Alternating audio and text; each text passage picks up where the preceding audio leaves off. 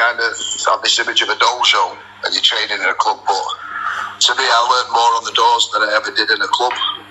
Preparing them for reality, and so any tips you'd have for them to make sure that they're getting as close to the real thing as possible?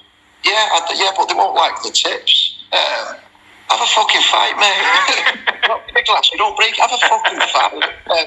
Where can I have a fight? Well, listen, go do a white collar. Have a fucking fight. What do you want? What you can do is you can sit under a waterfall and pray, and you can visualise. Fuck off. Have a fight, mate. Now, if them words instantly make someone curl up and freeze, well, then you've just wasted. How long have you been training for? 5 years. When was the last time you had a black eye, mate? Some people need to understand that. They're doing martial arts. Martial's the mindset. Now, when I was on the door, I was surrounded by martial men. I mean, these fuckers were martial. They won't take a backward step.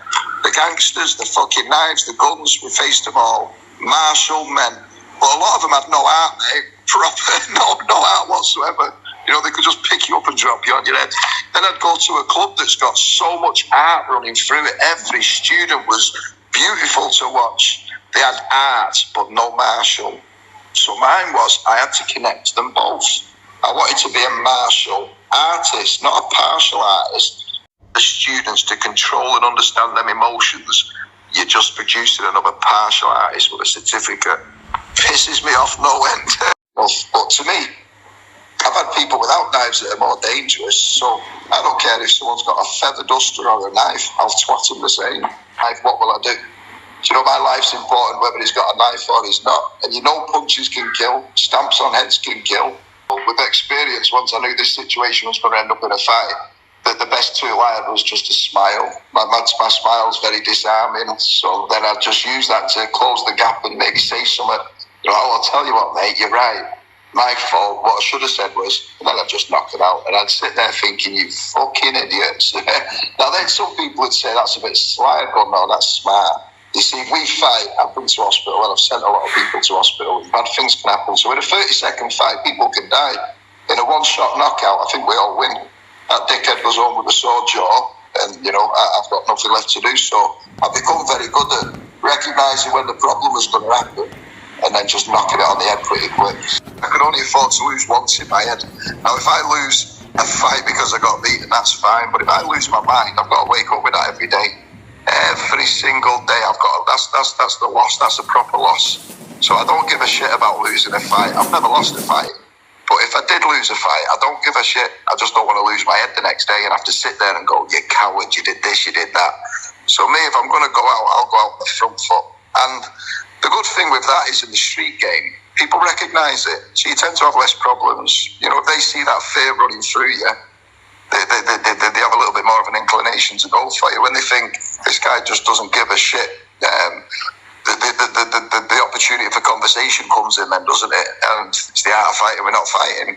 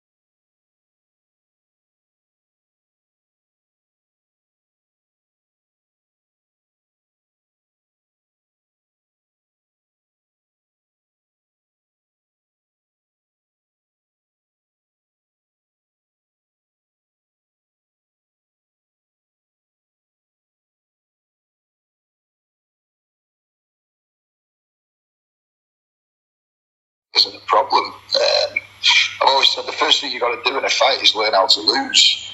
So I train a lot of fighters. We have a lot of events on at our place. So we have people stepping into the ring for the first time and the fear runs through them. You know, they're amateurs. It's the first ever fight. So I love training them guys and getting them to the point where they can step into the ring with no fear. So the only thing I tell them is you've got to learn how to lose, you know. let's say you're losing and you're getting levered. Do you want to curl up in a little ball in the fetal position, crying and whinging while you're getting battered? Or do you want to stand up and go on a front foot? I mean, you're going to lose anyway, so how do you want to lose? Curled up in a corner crying or on a front foot spitting teeth out? I think that was from years and years as a kid, going through a lot of pain. And one thing that I remember happening when I was around about 13 was the pain was quite intense on one of the things that were and I stopped fighting the pain, if you know what I mean. I remember just relaxing a little bit and going, okay, give us the best you've got. And it was almost like I had a little out-of-body experience where I could stand there at the side of myself and watch me getting it. And the pain just disappeared and a smile hit my face, and it's like I could see the person who was doing it for who they really were. You know, I didn't have any fear over them anymore, because I think the first fear you had was, will I get hurt?